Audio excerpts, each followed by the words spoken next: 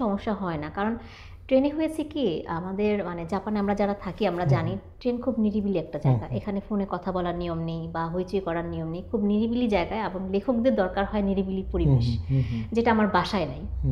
সে কারণে ট্রেনে আমি খুব স্বাচ্ছন্দ্য বোধ করি। অনেকে আছেন জাপান প্রবাসী বা লেখকরা রাত জেগে লেখেন, আমার যেহেতু ভোরে স্কুলে যেতে হয়, কাজে রাত জাগা আমার হয় না, রাত জেগে লেখাও সম্ভব হয় না। কাজেই ট্রেনেই জায়গাটাই এখন একটা জায়গা যে নিরিবিলি, কেউ ডিস্টার্ব করার নাই, সুন্দর মতো। না, এটা এটা অদ্ভুত। আমার মনে হয় নর্মালি কেউ এইভাবে ট্রেনে লেখে না, আপনি হয়তো ব্যতিক্রম একজন। যাক, আপনাকে ট্রেনে লেখিক হিসাবে আমরা ইনশাআল্লাহ ভবিষ্যতে পাবো।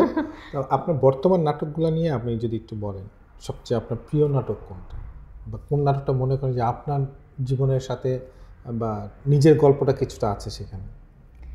আসলে গল্পগুলো তো অনেক, মানে আমরা যারা লেখালেখি করি তারা হয় নিজের জীবন বা চারপাশের ঘটে যাওয়া ঘটনা, মানে অভিজ্ঞতা থেকে লিখি। আমার অনেকগুলো নাটক আছে যেখানে আমার নিজের গল্প আছে, পরিচিত মানুষজনের গল্প আছে। আসলে নাম বলে তো শেষ করা যাবে না, নাটকের সংখ্যা অনেক।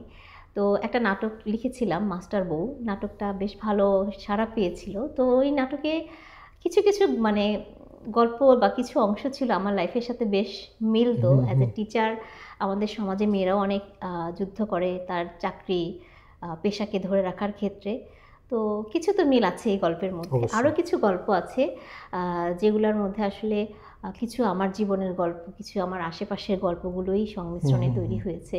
অনেক সময় আমরা লিখতে গিয়ে লিখে ফেলি, অভিজ্ঞতাগুলো জানাতে চাই যে হ্যাঁ, এই ধরনের বৈষম্যগুলো যাতে পরবর্তীতে কারো জীবনে না হয়।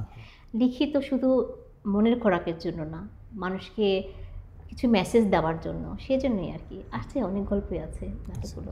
আপনার সবচেয়ে প্রিয় গল্প কোনটা আপনার বর্তমান গল্পগুলো, ঠিক নাটকগুলোর মধ্যে, যে আপনার লেখার পরিপ্রেক্ষিতে যে চিত্রনাটক উঠে এসেছে আপনার কাছে মনে হচ্ছে